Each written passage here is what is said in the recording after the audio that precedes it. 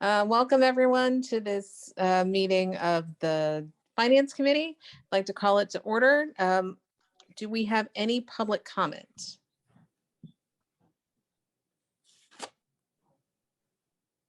Any public comment, Drew? You do not. Not at this time.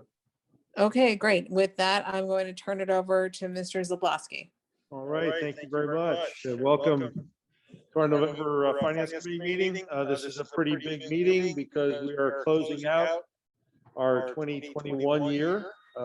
With us tonight, we have our local auditor from BB&D, Carl Hogan, and he's going to be presenting the audit for the 2021 fiscal year.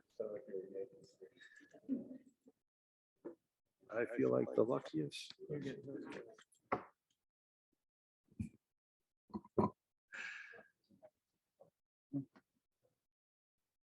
Welcome, Carl. Oh, thank you very much. Like Dave said, I'm going to do a quick synopsis of the audit for the year ended June 20th, 2021. And basically, I'm going to just kind of go over some of the highlights. I know that management keeps everybody well informed of what's been going on throughout the year. So what we're going to see here tonight is no surprises. I mean, the numbers are going to be pretty much reflective of what's being reported to you throughout the year. So the first thing I'm going to start off with is, what you're going to see here is going to be a direct reflection of that monthly reporting and, no surprises.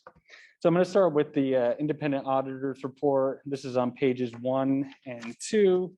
It's a full 2 pages. It's a boilerplate standard independent auditors report.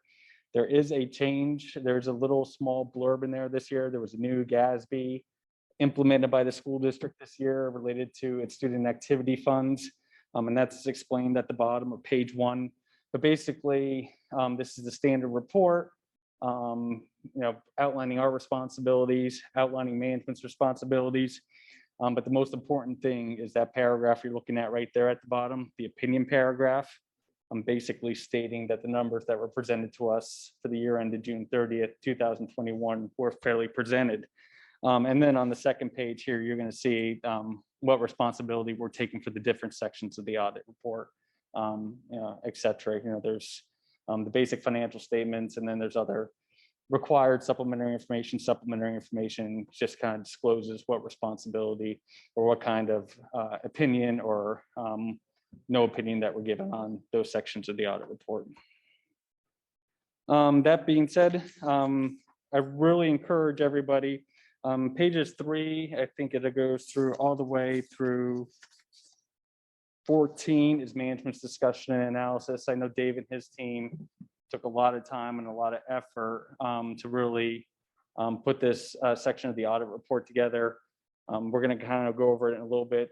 2020, 2021 was a different kind of year, and I know he wanted to memorialize 2020, 2021 in terms of the different things, the different struggles the district went through in terms of financially, in terms of how things ended up for the year. And I really encourage everybody to read this section of the audit report. It's a really long document.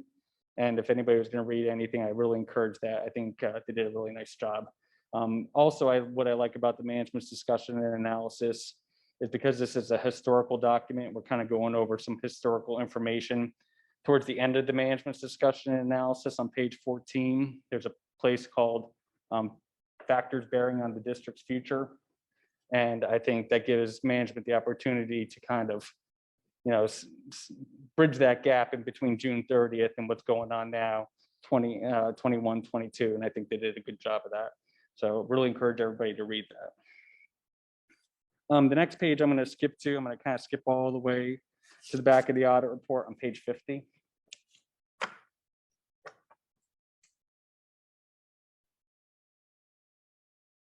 So this is your budget to actual report for 2021. Just come up, yeah, right there, it's good. So the first thing I want to start off with is when you went into the budget for 2021, if everybody remembers, you were going into 2021, not knowing what's going to happen. You think your revenues were going to fall off a cliff. You thought, you were going in, you were thinking you were going to be in school in September. So And we all know what you thought when you were going through that budget process didn't happen at all. But the good news is things worked out not only in your case, but districts across the state in terms of things weren't as financially impacted as we originally thought. So as you can see up at the top, your budget revenues were $134 million. They came in at $139 million. And you can see the two big variances are, number one, that local source revenue. So when you went into the budget process, you were super conservative, especially when it came to the earned income taxes, because you thought that was going to be the income, the income-based tax that was going to be really affected by COVID. But in reality, you had a really good year in terms of that. And if you look at that, in addition to some of the other taxes, you actually did very well in comparison to the budget, especially since you were conservative, not knowing what it was going to be like. Also, you have your federal source revenue. As you're all aware, you received the additional revenue from the state, passed through from the federal government for your ESSER and for your CARES Act money. So that money, most of it is being offset by a corresponding expense down below since they're cost reimbursement. So when at the end of the day, your revenues ended up $5.2 million better than budget. Total expenditures, if you come down towards the bottom there. So budgeted expenditures were $137 million.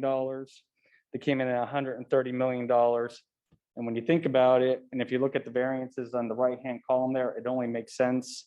Those expenditures with the biggest variances are those related to schools not being open, hybrid, especially when you look at transportation.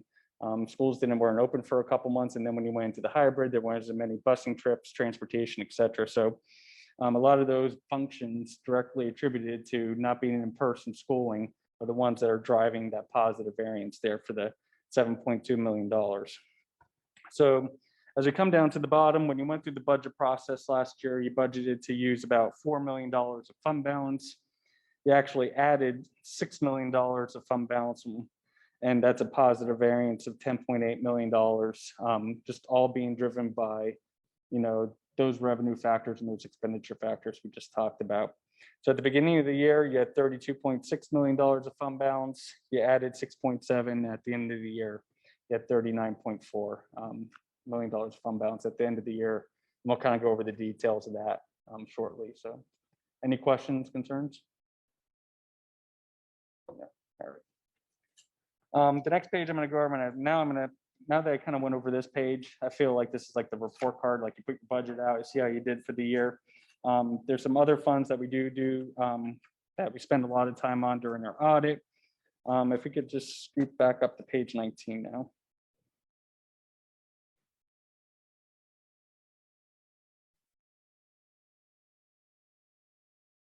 So page 19, this is the same information we just looked at for the general fund without the budget information we just went over.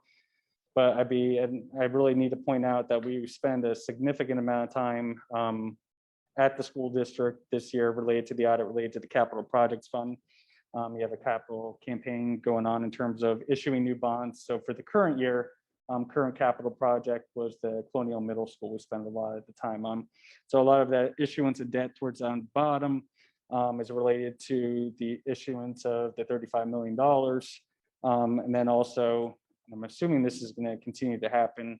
It's happened in a lot of school districts. There's going to be refunding opportunities out there. So a couple of years ago, I was kind of thinking in my head, refunding opportunities were going to run out as interest rates are going up, and that kind of just flipped the other way. And opportunities are presenting themselves all over the place. So you were able to take a opportunity of a refunding in the current year, and there might be some down the line there in terms of refunding opportunities in the current rate and interest rate environment, but we'll see how long that lasts. So at the beginning of the year, your capital projects fund had $24 million. You issued some debt. Expenditures related to primarily the Colonial Middle School. $22 million at the end of the year, which has been spent on ongoing capital projects. Page number 17. There. So we kind of just went over the activity for 2020, 2021. Now this is your balance sheet. So this is as a specific time and date. This is a like a picture of what your balance sheet, what your assets, your liabilities are at year end, and the excess of those assets of those liabilities being the fund balance we just talked about. So at the year, total assets were $60 million, of which all of it was pretty liquid within cash of $49 million at the end of the year. Liabilities, your biggest liability, if you come down a little bit, just you have $20 million of liabilities. The biggest liability and the biggest liability of every school district that year end June is just the teacher payout. Teachers work through June, they get paid out through August, those get accrued back. The retirement, everything gets accrued back into the year in which they perform the services. So that's just a function of, when they perform the services through June, and then they get paid out through the end of the year. So since it's for services provided prior to June 30th, it gets accrued back. So we have the 60 million, the 20 million in the excess over those two, and there's that $39.4 million we saw before. So in accordance with, governmental accounting standards, the board and management has recommended to the board to commit certain fund balances for one-time non-recurring expenditures, consisting of employer retirement rate stabilization. We all know the PSERS rate continues to increase, not as fast as it was, but this allows the board an opportunity to use these funds to kind of smooth out those increases over the year. And the same thing with the healthcare rate stabilization and other post-employment benefits. Tax assessment appeals have been put aside for amounts. You're in an environment here within the Colonial School District. There's a lot of commercial, a lot of appeals going on an ongoing basis, and it's good to have money on the side. And then also you have your COVID-19 reserves, not only for last year, but you didn't have to dip into it last year because of the fact that you had a better than anticipated year. But as this year goes on, the next year, I'm sure expenditures are going to come up. Like, I know a lot of schools are experiencing increases in tuition for charter schools, cyber schools. So those are some of the things for anticipated things that might show up. You might be able to use that for. And then ultimately, your unassigned fund balance is about $19.6 million. So at the end of the year. Any questions, concerns? I know Dave keeps you well informed about everything, so it's good to hear. No questions. Page number 22. Food service fund. I just want to point this out real quick.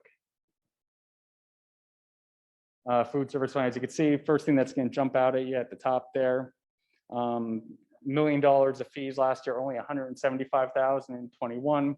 That's because of the SSO program. Everything is being funded with state and federal sources, free lunches, no a la carte stuff. So as you can see, as you come down a little bit, your non-operating revenues, federal and state sources increase, pretty much to offset that decrease in those charges for services related to those revenues that you would normally get. But the thing I pointed out prior when I reviewed this with management is that I'm seeing a lot of school districts didn't have a strong food service fund. They had to transfer money over from the general fund because of COVID, or in the case of your school district, you didn't have to transfer any money over, and you actually had a positive change in your net position related to the food service fund. Just to point out that there's other two columns on the right-hand side there are related to your participation in the healthcare consortium and the relative, the required amounts to have on deposit related to the healthcare consortium and internal service fund. I'm not going to kind of go into any more detail of anything else. I mean, it's a really long document. A couple of things I do want to point out is that, in addition to giving a, clean opinion on the audit report, I kind of went over the key details of those fund level statements that I think are most important to the board. There's a lot of information here, but also I need to report to the board that we didn't have any internal control issues or deficiencies that we need to report, no non-compliance issues. In addition to this financial statement audit, we also perform an audit of your federal awards. And because of the particular year this year, we actually had to audit 3 of your awards. We had to audit the ESSER award, the CARES Act award, and your food service because of the additional money you got through the SSO program. So it was a really busy audit year, a lot going on, a lot of changes. Normally, the school district audits are pretty, vanilla, but this year with a lot of caveats, a lot of changes in terms of that. So everything went smooth in terms of our process here, management getting us everything that we need on a timely basis. And we're here, and all the reporting requirements that need to be met with PDE will be met in a timely fashion. PDE, Federal Clearinghouse, and Emma will be met in a timely manner. So I could sit here and talk about this all day, but I'm sure I don't want to bore. I've been told to be short. Like that. So are there any questions for Carl? No. All right, so if the board is agreeable, we would ask that we would move this to Thursday's meeting for acceptance for the full school board. At that point, then we can take this draft watermark off and make it official. Will allow us then to submit our annual financial report to the Pennsylvania Department of Education, and we can close out the year and start concentrating on next year. Yeah, I mean, the school district is in a nice spot in terms of to respond to any kind of anything that may be unanticipated financially, that could be negative to the school district. So it's all good. Are we also required to post it on our website when it's final? Yes, yes, we do. All right, thank you very much, Carl. Yep, thank you. Just let me Appreciate know. it. Hey, thanks. Okay, our next agenda item, now we'll start talking about, as we close up the 2021 year, now we have to start talking about the 22-23 year. Now it's very early in the process. Still a lot of questions to be answered, but we wanted to at least provide you a preliminary look at what we're thinking about the 22-23 budget. Attached to this document or attached to the board docs is the revenue projections. Again, assessments through the end of October. Those will continue to go up and down as we approach assessment appeal season. And as building starts, you normally see a lot of residential start to complete in spring. So as we progress through the year, the revenue will start to get a little bit more accurate, but we wanted to talk about the overall budget right now. So looking at the 2021 Montgomery County Schools, you can see that we are still firmly entrenched in the third from the lowest. I just want to say, Mr. Zablosky, that I know some people say that's a repetitive slide. It's my favorite slide because we have not moved in 4 years from being the third lowest, and probably long before that. And I think that's a wonderful thing. All right, well, I'm sure you're familiar with that. So we're at almost 24 mils, third from the lowest. Next highest is about 25 to 26. So it doesn't appear that we're going to be getting close to them at any time. If we go to the third slide. All right, so in September, the end of September, the state announced what the Act 1 index is for the 22-23 year. It's at 3.4%. Because our aid ratio is at 0.15, we don't get a boost, so it's 3.4 is all that we're going to have. At our current millage at 23.995, a 3.4% index would allow us to go up to almost 0.82 mils, and that equates to about $3.1 million. Okay, Drew. So a couple impact items for the third straight year. We're looking at the pandemic status. Are we ever going to be over the pandemic? And can we count on next July, August, and September, maybe not wearing masks and having kids get back to normal? We're keeping our fingers crossed. The most important thing that we look at is student enrollment projections. We picked up about 50 kids this year. We lost some also to cyber charter, so it netted out to a little bit less than 50. But if the kids keep coming, as we talked about in facilities, we're going to have to make some decisions on, because we're running out of classrooms. So that is a major impact to our budget. Again, with the projections that we're looking at personnel, we want to keep those class sizes low. So as we have increasing enrollment, we have to hire more teachers to keep the student to teacher ratio down. And we had last year some unexpected retirement savings, which for the 2020 year and even into this year we had not projected we were going to be experiencing that many retirements, but I think the pandemic and the virtual teaching, virtual instruction made people realize that they were about ready to retire. So we hate to lose all that experience when they retire, but it does create some savings in our budget. Wages and salaries, last year we had that we were going to be negotiating with CEA for their collective bargaining agreement. Good news is we got an agreement done in August of this year. So we have labor relations in place for the next couple of years. So based on those negotiations, we'll start to build our wages and salaries for all of our teachers. We do have the CESP and the Teamsters coming up. So to a smaller extent, our support people and our maintenance people, we're going to have to negotiate, but we'll see how much of an impact that has on our budget.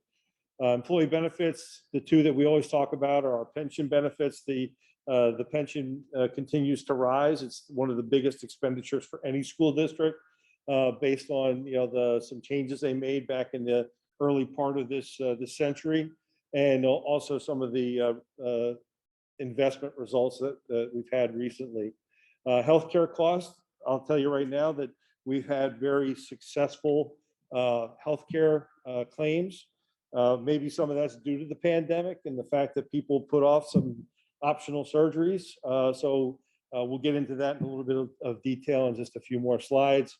Special education is always a huge expenditure for many school districts as we get the children coming in that need special services, that they become much more costly. Charter school enrollment, that was a very big concern last year as we went virtual in our instruction. Many kids and their parents decided to leave our school district and go to cyber charters, thinking that they might deliver a better product than our virtual. We're hoping that being back in person, we see some more of those kids come back. But last year we had a pretty significant increase in our cyber charter school tuition. And we'll discuss tonight the use of fund balance. As you heard in the audit, we had two pretty successful years. Our fund balance is at $39 million. So we need to make some decisions about what we're going to do with that going forward. Okay, Drew. Budget process. Last month, we sent out all the budget documents to every building and department. The deadline was Friday. I'm proud to say that we got about 99% of all our budgets turned in. So we're very happy for that. We will start our administrative evaluations in the December and January timeframe. With that said, we'd like to propose and administratively recommend that we opt out of the Act 1 timeframe this year, because with the Act 1 being 3.4%, we do not believe that we're going to be anywhere close to 3.4%. So our recommendation tonight, and we hope that the Finance Committee supports this and puts it on the agenda for Thursday, would be to opt out of the accelerated budget preparation timeline. What that does is it means that we can wait until April to pass our final proposed, and then June the final. We don't have to, with haste, to put together a preliminary budget in February, which is before the primary in May. So with us looking at staying below 3.4, we can't use any exceptions, but we didn't think we would need those anyway. So hopefully the board supports that recommendation, and so we can move forward on Thursday with opting out of that, the Act 1. Is everybody on the Finance Committee okay with that? Yes, we Yeah. have some heads Yes. nodding here, yes. Great. Okay. Thanks. Sorry that it's a very tiny picture from here, so I can't see all the heads nodding. So, given the initial budget information that we have, and like I said, it's still very early, we would look at using some of our fund balance to balance the budget this year. And what we're targeting right now is a very small increase, if any. We haven't done a 0% in quite a few years. Too early to promise that, but that's what we're going to be looking at as a target goal for this year. So with that said, and the Act 1 opt-out on the agenda for Thursday, we're looking at a final proposed in April, and then the final adoption would be in June. But we would have a lot of meetings in between. So what are our budget factors for revenue? Obviously, the economic factors, how long and how deep is this pandemic going to have? What kind of effect is the pandemic going to have on our local economy? Will the housing market stay as strong as it was prior to 2020? Will commercial properties retain their values? And will we continue to see favorable assessment appeals? What we do every year in the August to September timeframe is identify properties that we feel are underassessed. And how we do that is we compare what the selling price was. Then we look at that as the fair market value.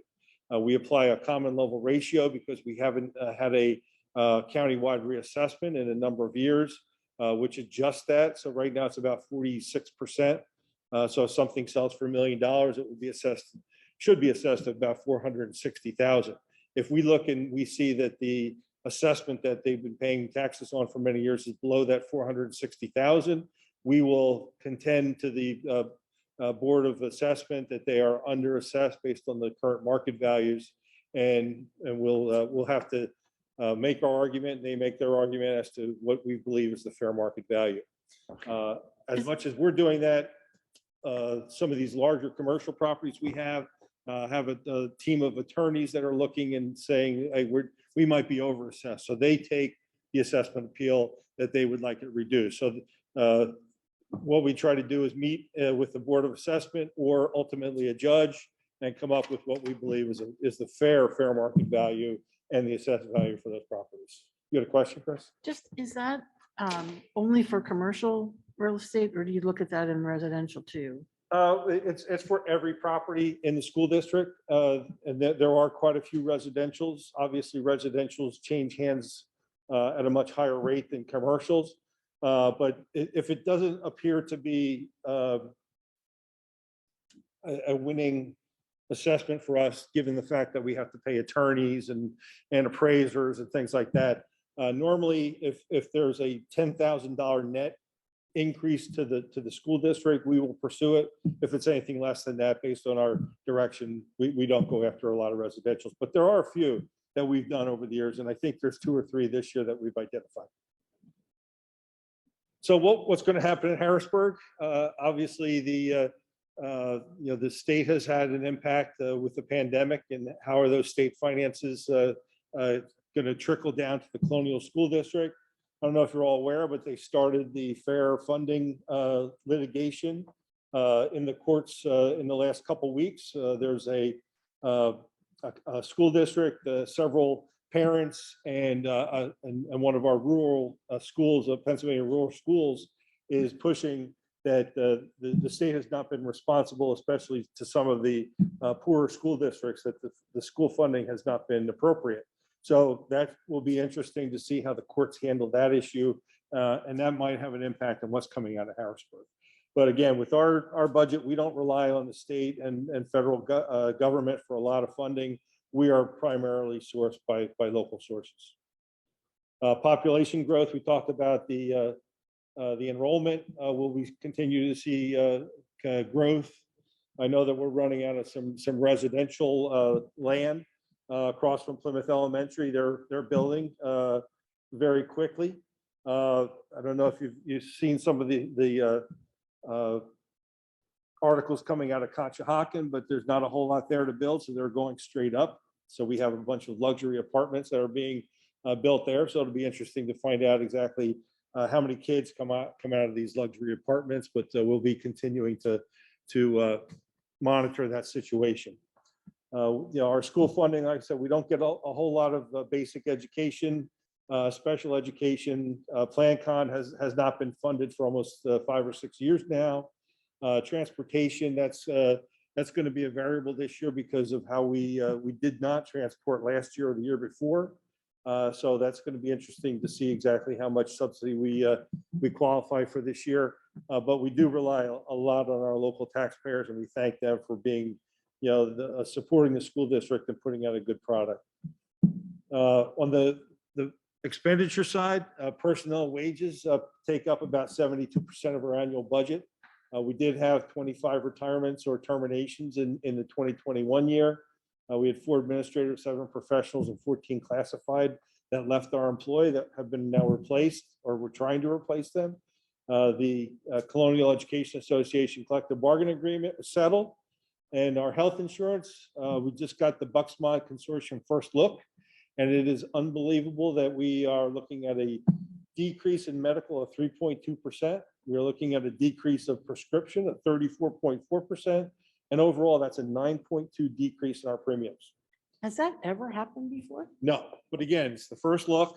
I believe that as people start going back to the hospitals to get these optional surgeries done, that they might see an increase there. As Carl alluded to in the audit, at the Bucksmont, we are one of the larger school districts, and we have a almost $4 million surplus or fund balance. Because we're self-insured, we pay a set premium every month. And based on the rate of claims, we determine whether we have a surplus or deficit. The last couple of years, we have been really doing well, and we haven't had a whole lot of claims. So we have this $4 million surplus. We've been contacted by Bucksmont. They said that based on the $4 million number and our total claims, that we're a little bit above where we should be on the fund balance. So what we are projecting for the 22-23 year is to have what we call a healthcare holiday. So right now, every employee contributes to their medical. We have to get that fund balance down. So we were thinking, and we did this at my previous school, that next December, we would allow all of our employees to skip a month of paying or contributing to the premiums of healthcare. And also the school district would not pay the monthly fee to the consortium. That should bring our balance down around $3 million. And with that built into the 22-23 budget, it saves us that $1 million of expenditures, which is why we believe we can get the tax rate at 0 or just maybe a little bit of an increase. So that it's a real positive. We are expecting the second and third look to come in the calendar year. So we'll see exactly how our claims come in and how those increase, or hopefully at 9.2 stays where it's at, but we don't know right now. So, but it's a good thing right now. As far as the PSERS, which is our pension liability, you can see that the rate for this year was 34.94, which is a 1.27% increase.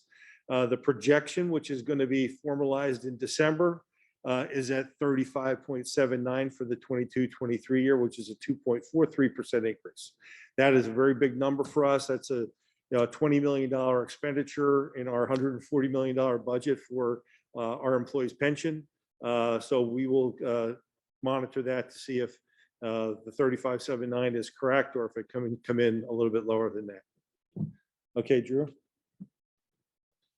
So the next steps, as we made our recommendation tonight at the November board meeting, we're going to be asking you to opt out of the Act 1.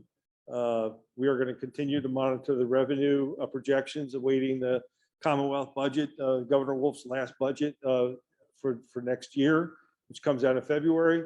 We're going to review all the requested budget information that we just got on Friday, and then we're going to monitor the student enrollment and kindergarten registration as we get into 2022 to see how many new students we're going to pick up for next year. Okay, Drew. And there's our timeline. So 11/18 this Thursday, we'll be opting out of the Act 1, and then we're looking at our Finance Committee meetings the first Monday of each month, and then the governor's introduces state budget February 1st. So we will be possibly missing the February Finance Committee meeting. For some reason, I didn't put it on there. But then we're looking at, based on the calendar, we need to have 30 days in between our final proposed budget and our final budget in June. The final meeting is scheduled for 6/16. To go back 30 days, our May meeting is before the 30 days. So then we have to look at the final proposed in April. It just gives us an extra 30 days to make final adjustments before we do the June adoption. All right, and any discussion on the 22-23? There's not a lot of information there because it's so early, but we do believe that we have a lot of things that are very positive as we enter the 22-23 year.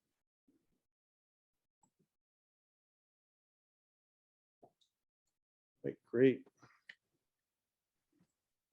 All right, so Drew, if you can go to the next one, appreciate it. All right, so we talked about 2021, we talked about 22-23. Now let's do how we're looking so far through October with the 21-22 budget. If you can blow that up a little bit, Drew, that'd be great. All right, as we amended this last year, normally there would be 2 years there, but with the last 2 years being so abnormal due to the pandemic, we tried to put our last normal year in as the 18-19 year. And then we have 2 pandemic affected years of 19-20 and 2021. If you slide all the way to the right, Drew, you can see that through October, very positive. If you look at the local revenue, we are at 86.69% collected. Previous years through October, 79 or 80%, 80%, and 82%. So the local revenue continues to come in very strong. Now we believe that comes from 2 factors. Is number one, people aren't out of work like they said they were going to be when they started this pandemic, and number 2, there's more people working at home and not traveling into Philadelphia. So when they work at home, they only have to pay the 1% to the school district as far as their earned income tax. If they went to Philly, they'd have to pay almost 4% to Philadelphia, and the Colonial School District gets none of that money. So we believe with people working at home and not in Philly, we are reaping some of those benefits. Now, will that continue for 22-23? We're not quite sure, but we'll continue to monitor that. As far as the state revenue, it's coming in pretty consistent. Last year in 2021, it was a little bit off at 18.44, but normally at this time we would expect to receive about 21%. Federal revenue, again, the percent numbers are a little bit low this year, but that's only because the size of the money we're expecting from the federal government is much larger. We got the CARES money last year about this time.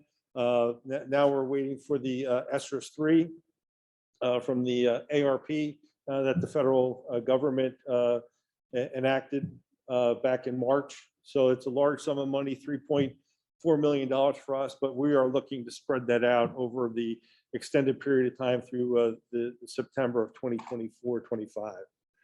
And then this year we did look at about $3.1 million in fund balance being used. At this point, we're not quite sure whether we're going to need that. Obviously, from the last 2 years, we didn't need it. So it depends on how that local revenue continues to come in. On the expenditure side, we are looking at a little bit higher as far as the wages and benefits this year, but there's a reason for that because we had 3 pays in October this year, when in previous years we had 3 pays in November. So that'll straighten out after we get through the November so that it'll sort of even out. But overall, we're looking at 49.91% excess revenue over expenditures as compared to previous years, 45.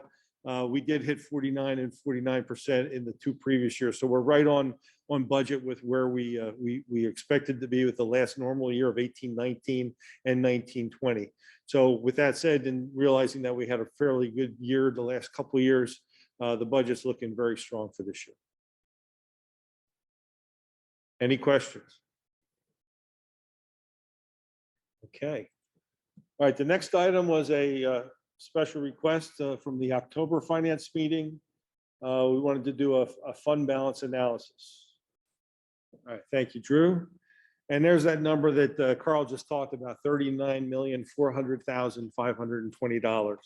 I know that the board a couple of years ago set a goal that they'd like to keep it above 20 million. But with the results of the last couple of years, it's gotten a little larger than we expected. So with that said, we had talked about what we're going to be doing with the money. Now, number one, we had our 5-year capital projects plan.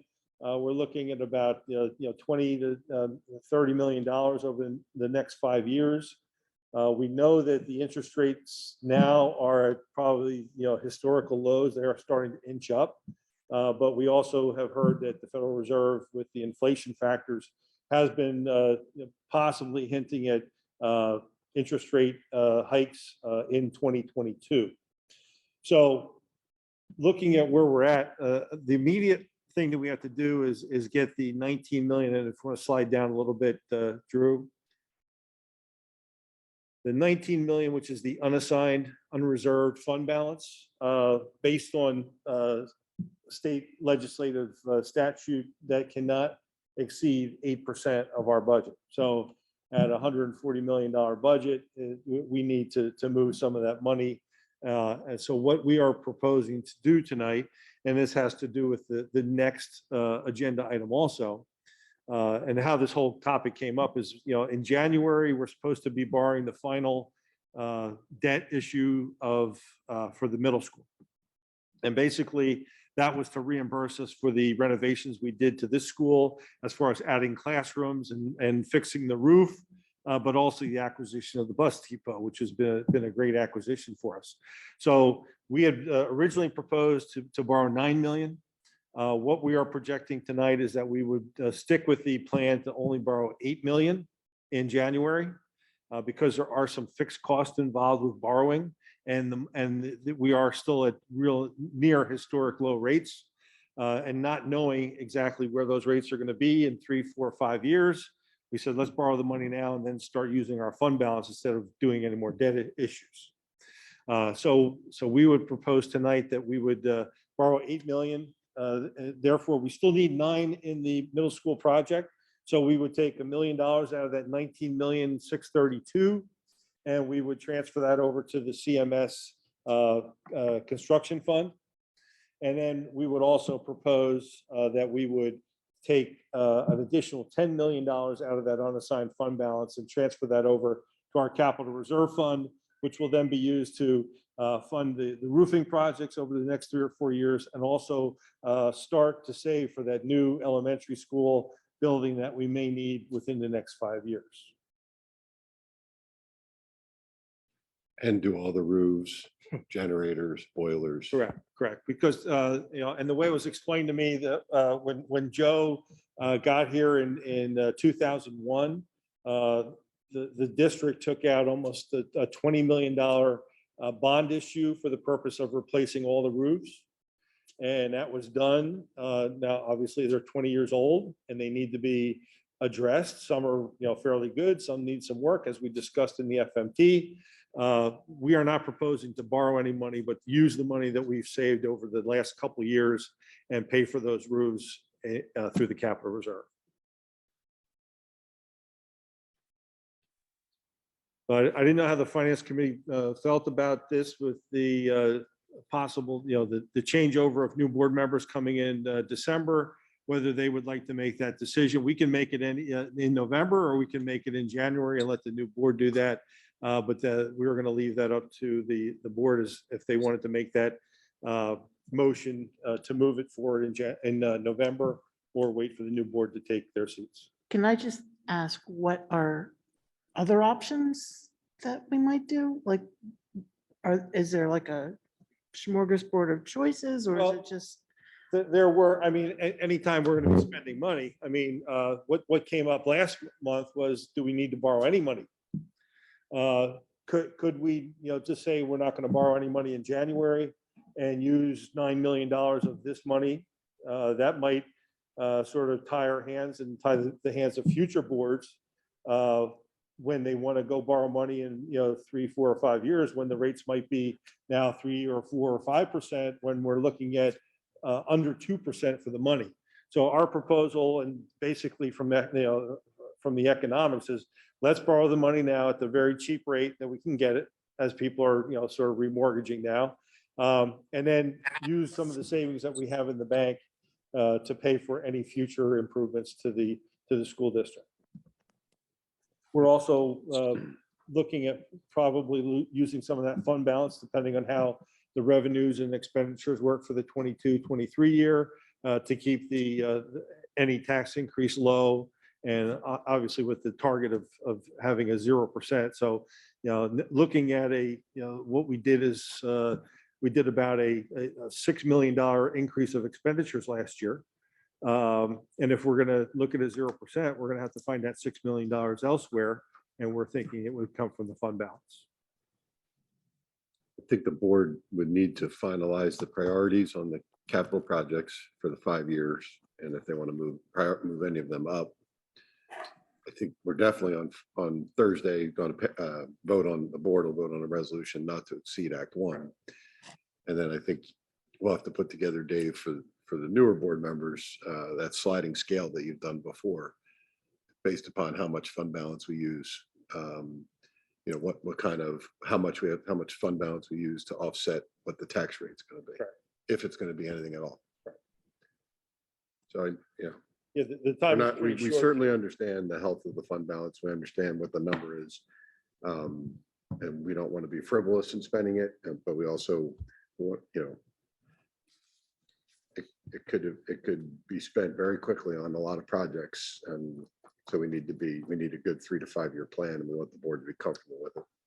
And this would take the fund balance down to about 28 million. If you subtracted the 11, if you took the 11 out, right? So it'd still be above the 20 million Correct. mark. Correct. And then, then we would have to look at, how long is the pandemic going to last? We do have that pandemic contingency in there. If we do beat the pandemic and we're past it by 22-23, then there's another $6 million that we can uncommit and put that towards our savings plan for the roofs and the new building.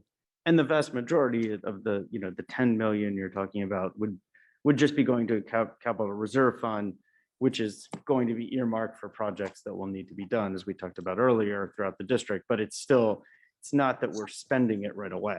Correct. There would still be decisions made on future projects and whether to actually spend that money on a given project in a given year. Right. But at that point, at least we would know that those projects would be funded. Mm-hmm. Yeah, and I think it's smart to have more money in the capital reserve fund, given the projects that were outlined, elevator, roofs. I mean, these are the important things that need to be paid for, but having money that's sort of earmarked for those purposes seems to make a lot of sense to me. I agree. All right, great. Well, thank you very much. I think the last item I had was just informative. We do have the assessment appeal, like we had talked about. Season has begun. We already have our first settlement to our benefit. There will be one assessment appeal, a stipulation to settle on the agenda for Thursday with a outfit. I think it's in Conshohocken, which is going to be generating some additional revenue for us. So we are looking at right now gearing up for the January, February, March through May assessment appeal season, and that'll have a big impact on our revenues going forward. So I just wanted to put that in there for the board's information. And that completes the agenda. Great, thank you. Is there any public comment? Drew? There is not. Great. Well, with that, I will close this meeting, and I'll thank Mr. Zablosky for all of his support. It's been this will be my last finance meeting, and it's been a pleasure chairing this committee and working with Mr. Zablosky and his team and the administration on this, and they do a fantastic job keeping us in really sound financial shape. So thank you to them. Yes, I'd like to thank Eunice and my former finance chair, Adam. It's been a pleasure working with both of you, and you've done some really nice things for the school district. So thank you very much for your support and understanding. Thank you. Good night, everyone. Good night.